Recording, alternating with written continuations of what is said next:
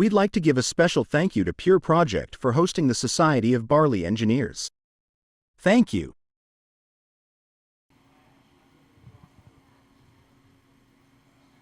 All right, so Ryan, what is a West Coast Pilsner? What is a West Coast Pilsner? Did I just make it up? Or how many of you have actually had a West Coast Pilsner? Half of you? Yeah? Okay. So you could say it's made up, or maybe it's a new style. So anyway, we're going to discuss that. So here's the agenda for the evening. Is it new? So there's another question. Is this a new style? Are there rules to the style if it is a style? What kind of techniques can you use to make one? And, well, even though there really isn't like a style guideline, well, people are kind of doing some of their own things. So, yeah, we're going to talk about all of this. Not going to be a very long presentation because ultimately a lot of this was sort of covered by Kurt when he did Italian ales, and then we had Louis do cold IPA. So just kind of refresh, what are the Pilsners that are kind of out there? Well, you have the original Czech Pilsner. Pilsner Urquell, that was kind of the first one. That's when they figured out this whole pale malt thing. And it wasn't that long ago, but that was kind of the first Pilsner beer. And then the Germans kind of, well, I mean, it was a Bavarian brewer. Germans are right there. They do their kind of couple versions. And this is just kind of general guidelines. There's always exceptions in Germany, but this is kind of the rough guidelines of the German Pils being a little softer, maltier than, say, a Czech Pilsner. But then they have the North German Pilsner, which is a little more bitter. Like Kurt told us about, we have the Italian Pilsner. So that's going to be a dry hopped sort of German-like Pilsner. And those, a lot of craft breweries have kind of adopted Italian Pilsners. You'll see them definitely around town to this day. I know North Park Beer Co. makes one. And even some breweries around town like Northern Pine make a Canadian Pilsner. You'll see Japanese rice lager, Japanese style Pilsners, that kind of thing. The one that we haven't really ever talked about is the Alsatian / French Pilsner. Similar type of Pilsner, use French hops. Like I said, these are kind of generalizations. French hops like Strizzlespelt. There's at least probably another half dozen French hops out there as well that I can't name off the top of my head. Something is for sure we're seeing more and more of is New Zealand Pilsner. And Chris just passed out a New Zealand Pale Ale. So that's kind of the analog to what Chris passed out as the New Zealand Pilsner. So just kind of replace out some of that Pale Ale quality with your more Pilsner quality. And it's very, very similar because he's using Nelson Sauvin and Nectaron in that beer, or all the Chris's are. And so, yeah, so you guys just got to try that beer. So there's definitely a New Zealand Pilsner. You're going to just have a little bit of a lighter base malt. It's going to be kind of approximately that kind. And then we have our traditional American Pilsner, your Miller High Lifes, that kind of thing. And you could also make an argument that, well, what I'm going to talk about is also still just American Pilsner.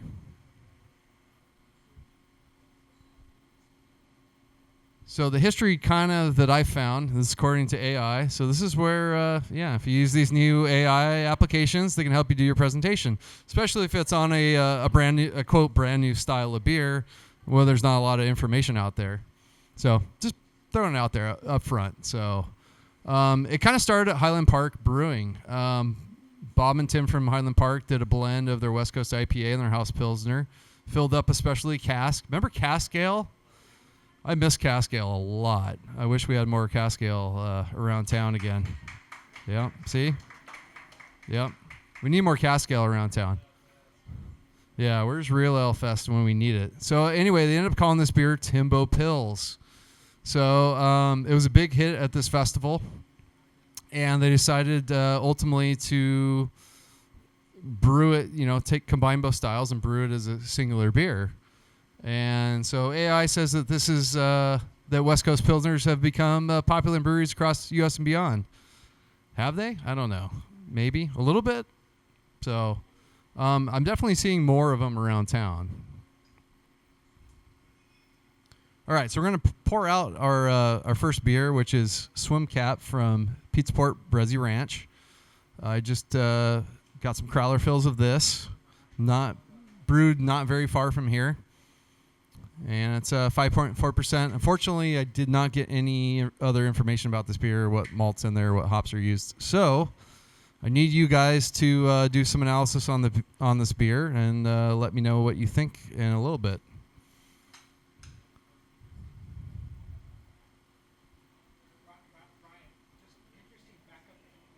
Hang on, Andy.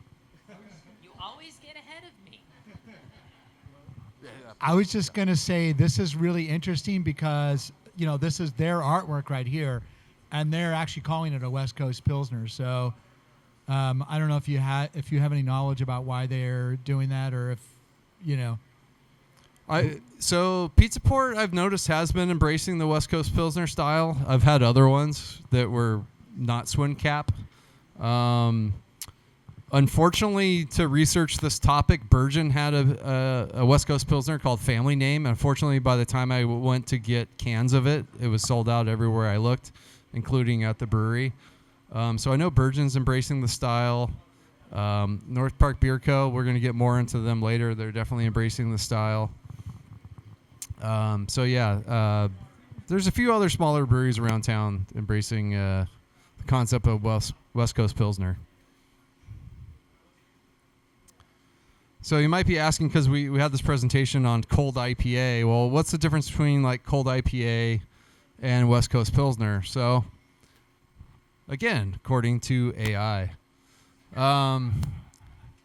So cold IPA, the biggest difference is really the grain, I think. And there could be made arguments that maybe that isn't a difference. But generally, West Coast Pilsner is going to be the lower alcohol. It's going to be a lower, Pilsner-like ABV.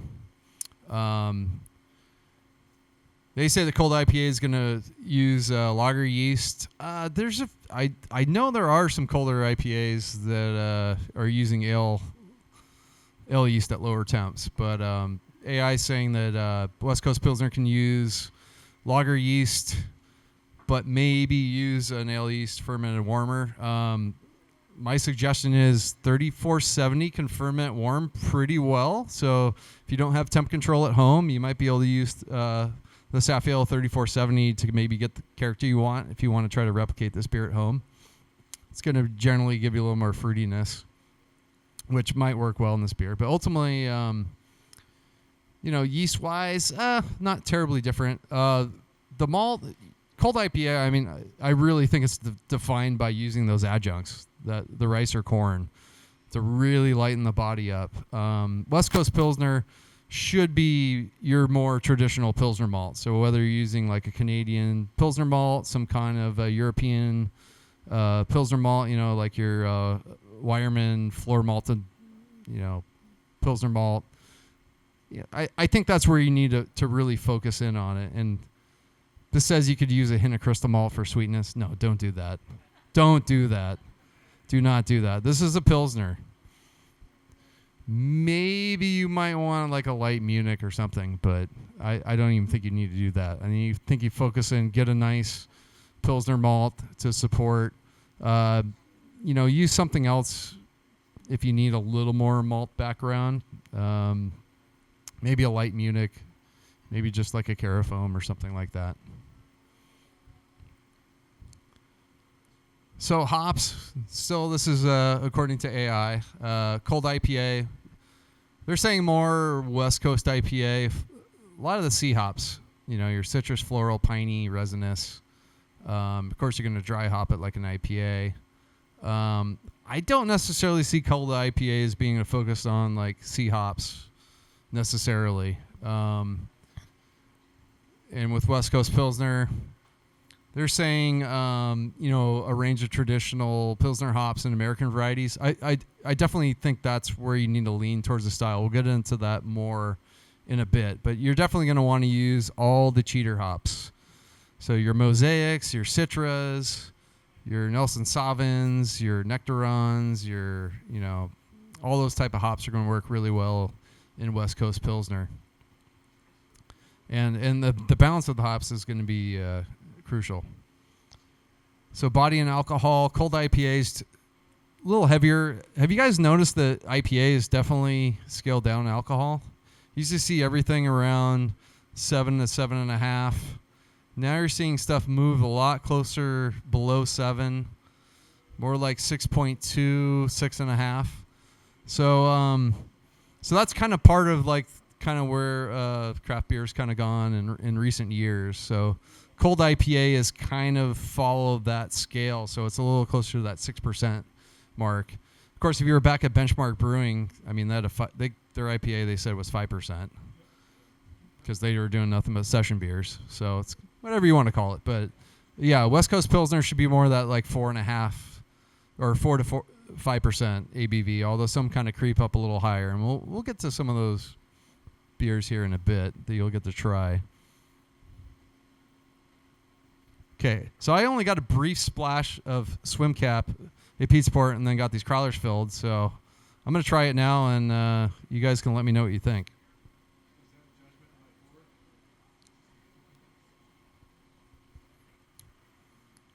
I think they have pretty good balance, right? It's pretty crisp, hoppy.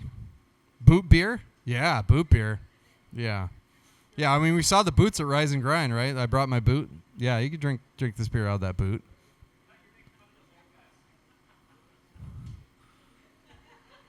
But you can see it's very clear. It's very light. Does anyone think this goes beyond like a Pilsner hoppy-wise? Is it like 2 into IPA territory? Do you feel like it's still kind of like almost like a pale ale, just with that Pilsner quality? That's kind of what I'm getting. So I think they did a pretty good job on this beer. Maybe not too bitter. Definitely got the fruitiness. So I think they got their balance pretty well in check with this beer.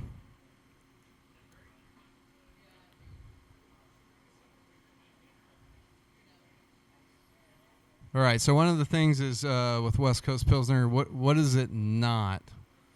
So it's definitely, it shouldn't be an IPA, and it shouldn't be a noble hop showcase like German, Italian Pilsner, or even Czech Pilsner. It needs to be way more intense than an American lager, as you can kind of taste in this beer. Far more intense. But, there needs to be some balance. Shouldn't be too bitter.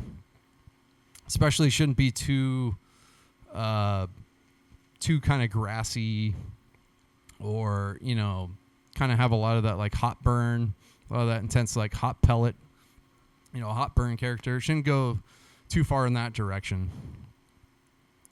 So we have a quote from our own Kelsey McNair, North Park Beer Co., saying that, it's all the IPA without the alcohol, but it's still a lager at the same time. So I think that kind of sums it up. So being West Coast IPA should be clear, should be crisp, and that's what you're kind of bringing into this style. And I think that's really why the whole West Coast got attached to it. The fact that we've now come to a point with IPA where we have these clear versions and we have these hazy versions. So it kind of became a industry standard to say, okay, if it's West Coast, that's going to be clear. It's going to be New England style, or hazy, obviously not so much. And then there's Cellar Maker up in Northern California that makes West Coast hazy IPA. So that's a whole different story. And actually, we'll get to Highland Park Brewing a bit more, but they kind of did something similar. All right, so if you still don't understand, Doug Valicki made essentially a TikTok video on I hope on this works. We'll see. Come on, where's the mouse?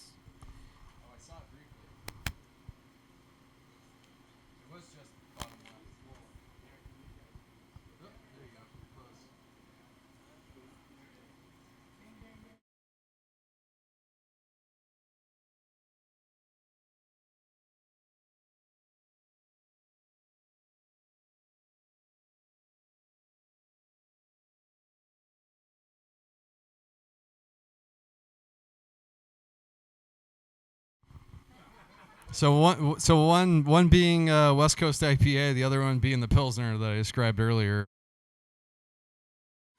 So, all right, that worked pretty well. I thought it was pretty silly. That happened like right when I was putting this presentation together. I thought it was good timing, because Doug Valicki is a Beer Cruncher blog, and Doug is the chief marketing officer at Revolution Brewing in Chicago. They're a fairly large regional brewery out in Chicago, and but he's very into the numbers of craft beer, and he's very into looking up trends and seeing what's going on. So he's kind of asking, well, what do we think's next? Because guys like Doug have been predicting that lager was going to become more of a, was going to slowly eat away at IPAs being the most popular craft beer. So he's always kind of, making, a lot of people have made predictions. Oh, so you're the lager in craft beer. So he was kind of asking, well, what's kind of next? Was it going to be cold IPA? Obviously, brewed IPA was not it. And yeah, I mean, we had Joel give a presentation on a brewed IPA, and the next thing you know, it's gone, and he's literally gone from San Diego, moved to Texas. So it was kind of fitting. So yeah, Doug kind of put that video together. So style guidelines. There's no real style guidelines for us. As you can see on the bottom, BJCP has not done anything with this possible style, since its styles definitely become more popular since 2021. But World Beer Cup has a contemporary American style Pilsner subcategory under American style Pilsner, and this is kind of where this beer fits, because it's not the pre-prohibition style lager or even the contemporary American Pilsner, and so that's kind of where they allow for that more of that hop character to shine through that we're using, be it American hops, New Zealand hops, South African hops, what have you. And so Jen Blair kind of talks about how with the World Beer Cup that they're actually trying to reflect their styles more and what's actually going on with the brewers. I don't know if that's necessarily the case with BJCP. I'm actually not involved with them, but I feel like maybe there's a little more red tape there with like getting new styles in or whatever Gordon Strong wants, right? But yeah, so at least there's somewhat kind of a contemporary style that you'll see at World Beer Cup. All right, second beer, Timbo Pils.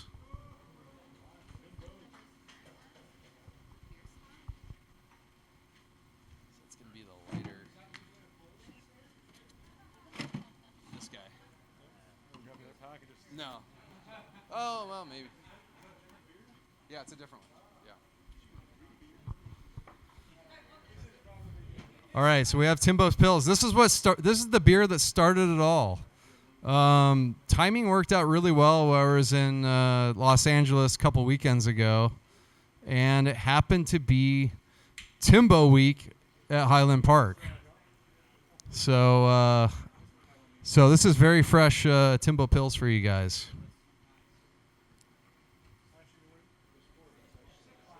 Oh yeah, spread them out.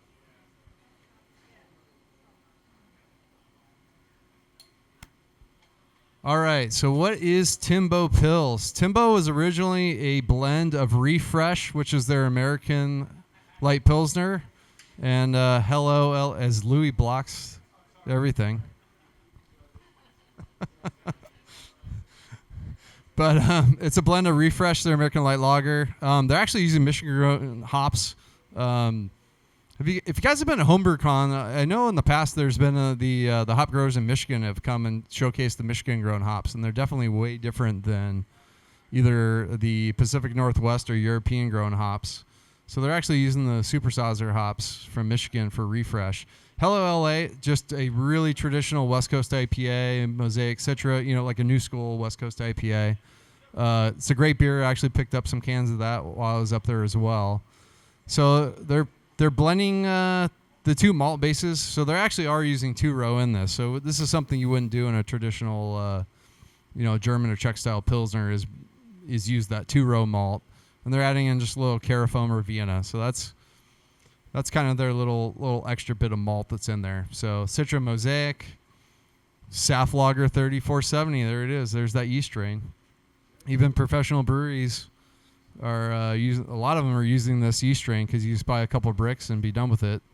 So alcohol-wise, this is on the high side of 5.8%. So it's kind of getting up there.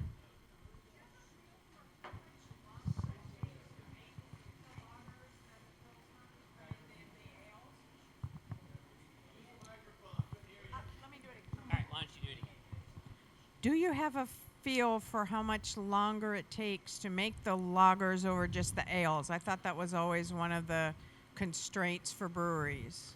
So most of these breweries are turning these around a little bit shorter than, like, say, a traditional lager. It's going to depend on the brewery. I mean, when Ashley Carter from Bierstadt talked to us, I think she was about 8 weeks in the tanks, if I remember correctly. These are going to be a little more like 5 or 6 weeks. They're going to be a little shorter. So do you know, was the original one an actual blending of kegs? And then they've since done the recipe blending? Yeah. The original was literally like, let's pull from this fermenter, let's pull from this fermenter, fill up this pin and tap it, and it was a hit. So this is actually brewed as is, as a singular beer, Timbo Pils. And I remember trying this the early days. So Highland Park Brewing started out of the Hermosillo, which is this restaurant in LA in the Highland Park district, just in the back room. I got to see them before they even started brewing. And then you go to the Hermosillo, try their beers. And then eventually they got a spot in Chinatown in LA, and that's their main production facility today. And I've been drinking Timbo Pils longer than I knew that it was supposed to be called West Coast Pilsner. Like, I don't even know if that term was really a thing at the time. So, really love this beer. It's definitely a favorite. Anytime you get up to LA, seek it out. And I don't even know what they originally called it. So what do you guys think of Timbo? Yeah. It's got a little more body, I think, than Swim Cap, for sure. So I have a question for you, Ryan. I mean, when you think about this style, and you think about Timbo Pils, and you think about the Swim Cap, I mean, where do you...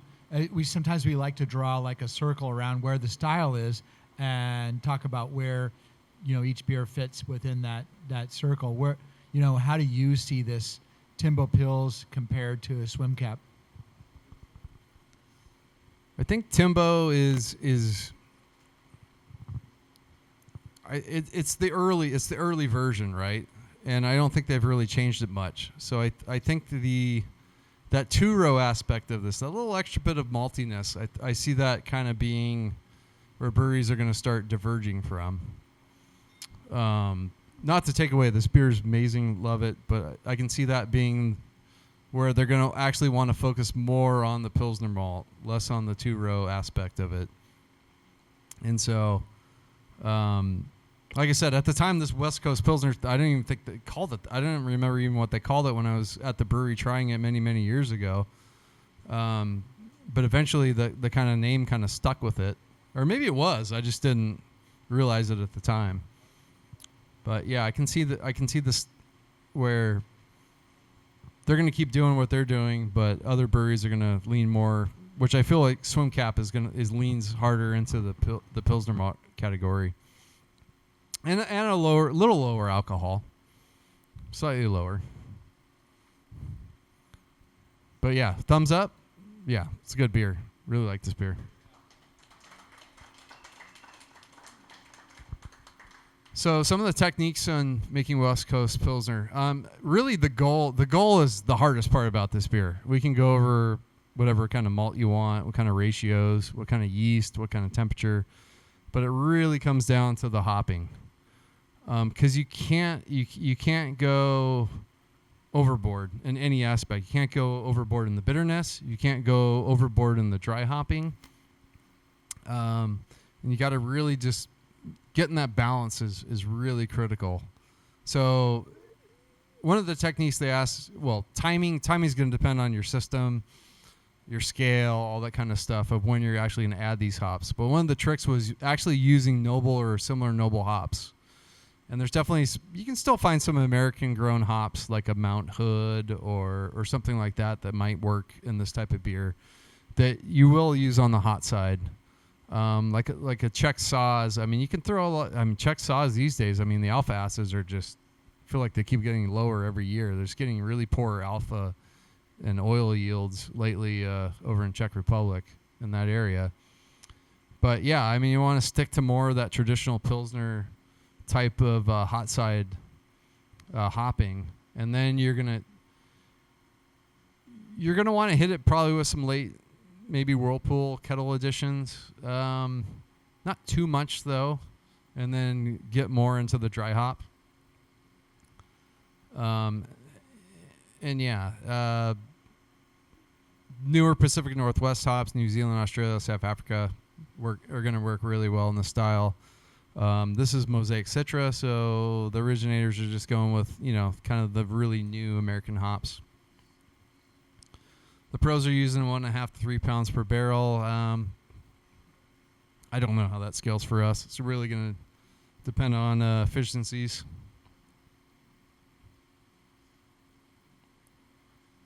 I think this is a good point here. Is hot side, think Pilsner; cold side, think West Coast IPA. That's kind of the key to the style.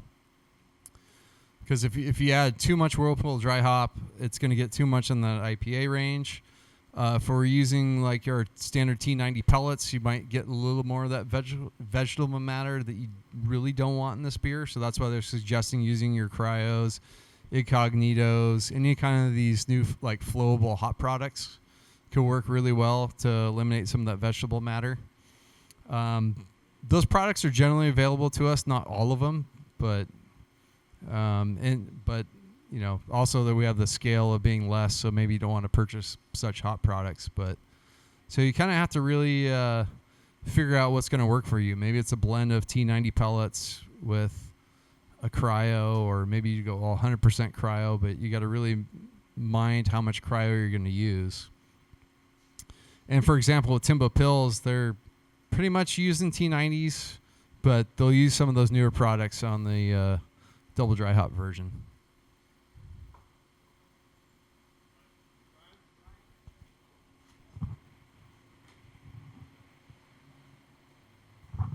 So I've seen a lot of beers using hop oils or hop shots, et cetera, et cetera. Do you think that works here or no? I think cold side. Yeah, if you can find stuff that's cold side, yeah, stick with the cold side. I forget there's a product we used at Citizen Brewers back when we did a collaboration that they recommended all cold side. Unfortunately, the name's escaping me. I know a few of you were there for that. Do you remember, Lauren? I know you were there. It was from the farm down in New Zealand that we got the Nelson from. Yeah, you're putting me on the spot, but it was oh gosh. But anyway, yeah. I'm going to forget the terminology, but it was basically a brand new version that was super, super concentrated without the vegetal. Right, yeah. So stuff like that, if you can get a hold of it, is perfect for this beer. Some of the brewers, like at Fracture, Dissolver, Temescal, they like spunding. Spunding kind of, I really like a lot of traditional Pilsner spunded, but you're getting this extra dry hopping in that may or may not be a good thing depending on, hop creep. Is that going to produce diacetyl? If it does, can you blow it off? Can the yeast clean it up and do that under pressure? So you kind of have to be wary with that, but for most of us at home, we don't really have the equipment to do this. I know Spike makes a fermenter that can handle up to like 15 psi, but I'm sure most of us don't have such equipment. So throwing out spunding it was a recommended technique, but something for us at home, probably not a good possibility. There's more Timbo. We're going to do triple dry hop Timbo Pils. So we'll get that passed out. So yeah, I mentioned double dry hop Timbo they use some of those extra products. Well, when I was at Highland Park Brewing for Timbo Week, they had triple dry hop Timbo Pills. They also had Jimbo Timbo, which was an unfiltered hazy Pilsner that I thought didn't quite fit with this presentation, so we're not going to drink that tonight.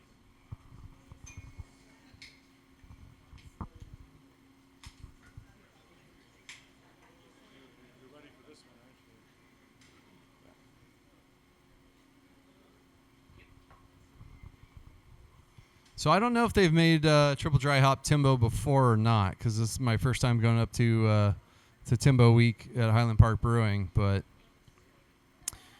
yeah, I picked this up like a week and a half ago, so it's super fresh.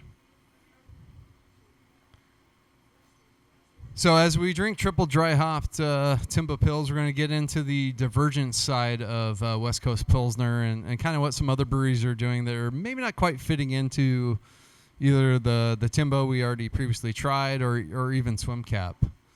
So, yeah, I thought this was kind of funny that Timbo Pils is being the Pilsner Urquell of West Coast Pilsner.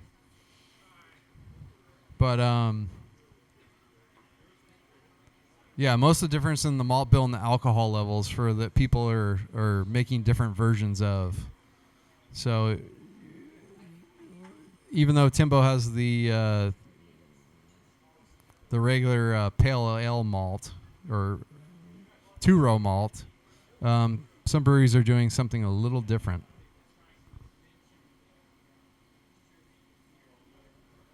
So Temescal and Oakland, they're using 100% Pilsner malt. I think this is probably the approach you want to shoot for more.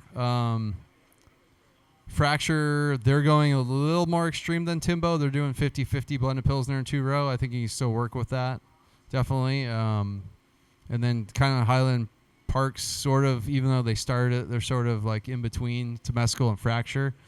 And then Kelsey at North Park Brewing, he's actually using some of those adjuncts. So he's using some flaked rice, some jasmine rice, maybe some oats. So he's kind of taking more of that kind of cold IPA, sort of hazy IPA malt base, adding it into his Pilsner malt. So yeah, Kelsey's being the rebel of this group that came up in these articles I researched. So alcohol-wise, Kelsey is going for more of that like traditional Pilsner ABV, that 4.5 to 5.5%. Temescal, they're going a little higher. Timbo is getting up there, like I said, at 5.8%. And then Dissolver's around 6%. So that is creeping into modern day IPA. I think if this was like 5 to 10 years ago, you wouldn't think 6% is kind of creeping into IPA territory. You think, like, well, that's a good 1% below at least.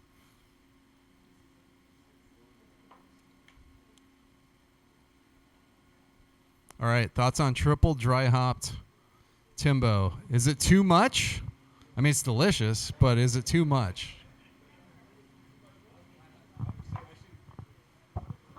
To me, it actually comes through more in the flavor than the aroma. I get a lot more hop flavor in it, and it's really nice. Yeah, I wonder if that's the extra hop products. Maybe they're throwing off more flavor than aroma. Yeah, Ryan, I would say the hop bitterness is, definitely higher on this beer. I mean, so that's that first thing that hit me was just the bitterness level being so high. Seems a little bit out of balance for, compared to some of the other beers that we've tried. Yeah, so I kind of want to do the theme of here's something that's a little more like maybe modern. Here's the original. Here's kind of like the divergences we're talking about. And this is definitely a divergence, I think, for Timbo. So any other thoughts on triple dry hop Timbo? It tastes brighter, more citrus rather than as resiny and as dank as the other one. I get it. It's a lot. Maybe it's because the other one's warmed up, but side by side, it's a lot more refreshing in a way. Yeah, when it was like 85 degrees in LA the other weekend inside their brewery, this was tasting really good.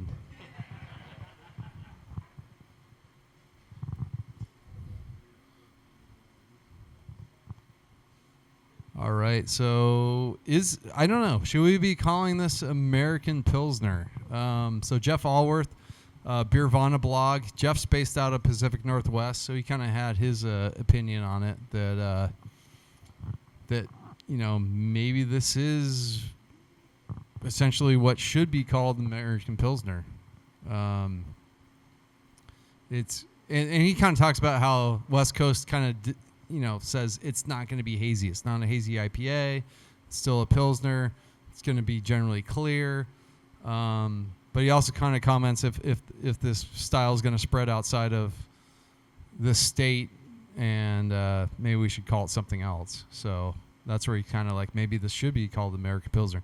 It's not a traditional American Pilsner from the standpoint of what a lot of our parents grew up drinking, but Hey, Ryan. anyway, just thought. I just remembered the term. The stuff we used at Citizen Brewing was called hop keef. Hop keef, yeah. So like a hop hash, hop keef. Anyway, they recommended it cold Yeah, side. it's basically a really concentrated oil that you use cold side. Yep. Yeah, so that's the stuff that worked really well for this beer.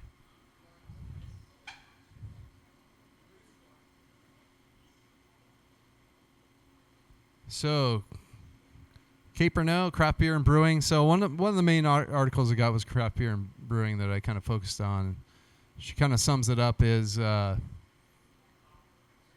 she thinks it's one of the better, newer styles, and it's going to actually hold on and is actually kind of a somewhat true American, entry into lagers. We'll see where that goes with time.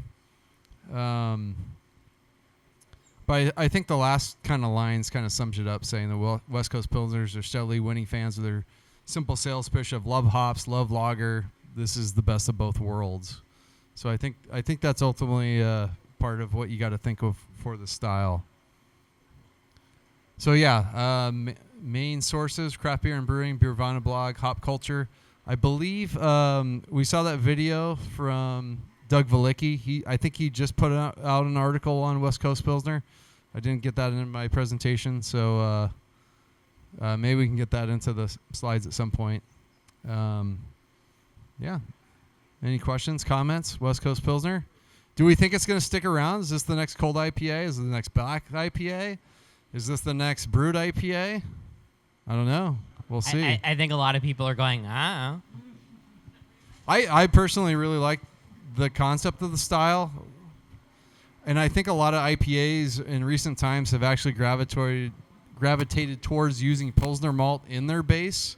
So I think this kind of solidifies this whole concept of lower alcohol IPA-ish, Pilsner malt, lighten it up, let the hops kind of do their thing without being too bitter in theory. So, all right. Thank you, guys. Cool. Thank you, Ryan.